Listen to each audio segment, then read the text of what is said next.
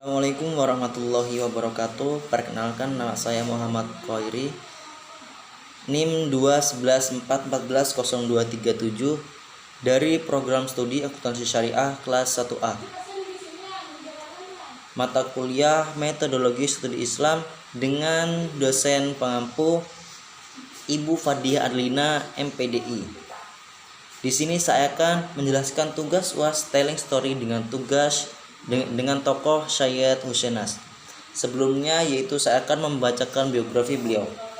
Syed Husenas dilahirkan pada tanggal 17 April 1933 di kota Teheran, Iran.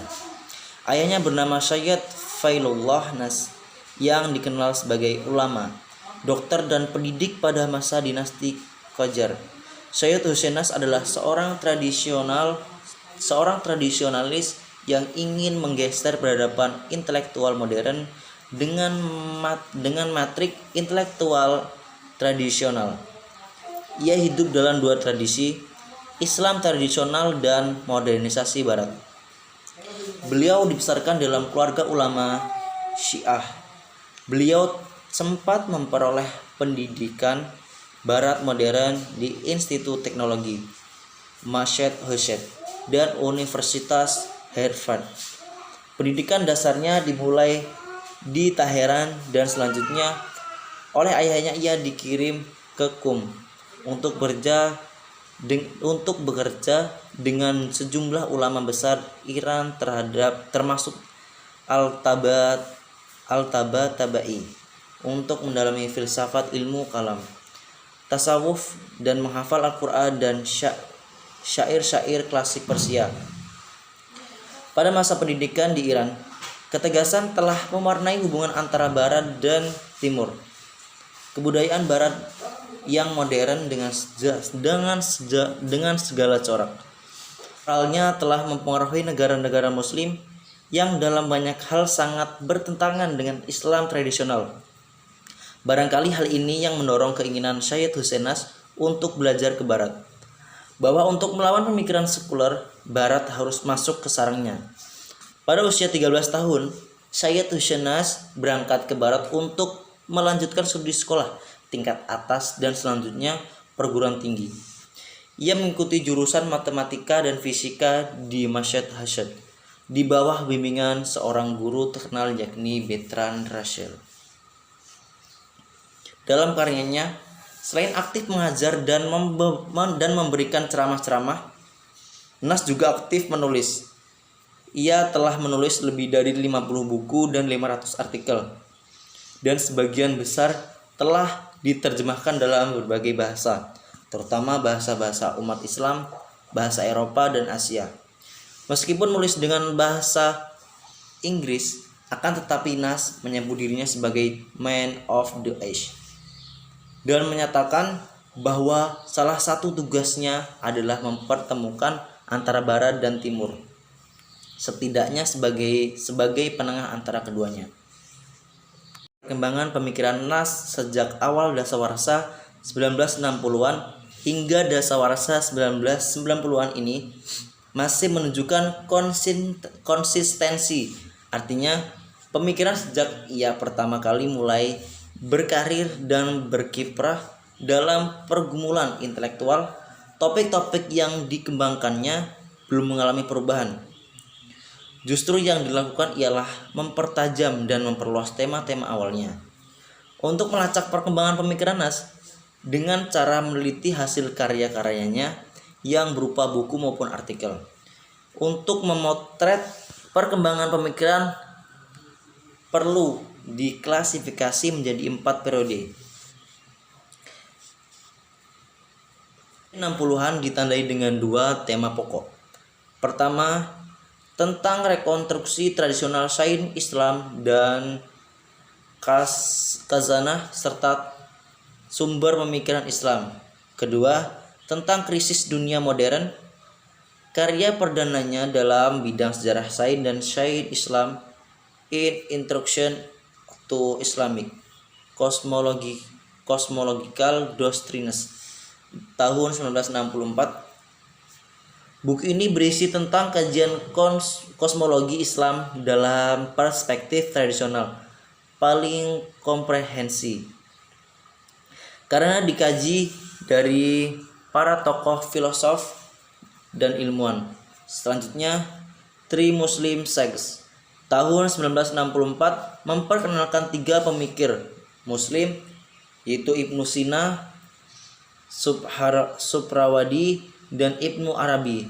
Buku ini berisi tentang filsafat Islam yang meliputi 3 aliran penting, yakni peripatetik oleh Ibnu Sina, iluminasi oleh Suhrawardi, dan gnosis oleh Ibnu Arabi.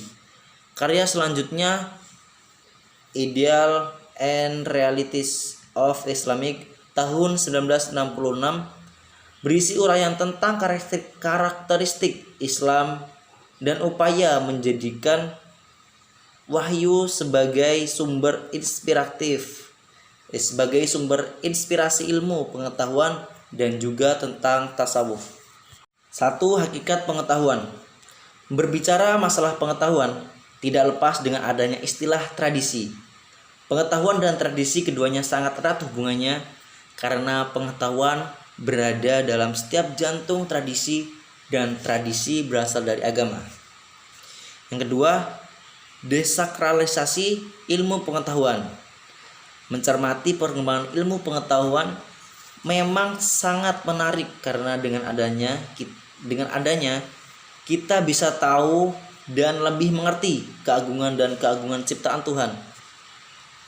Semisal fenomena alam semesta seperti planet, tata surya, galaksi, dan bintang-bintang. Yang ketiga, Sekiantia Sakra.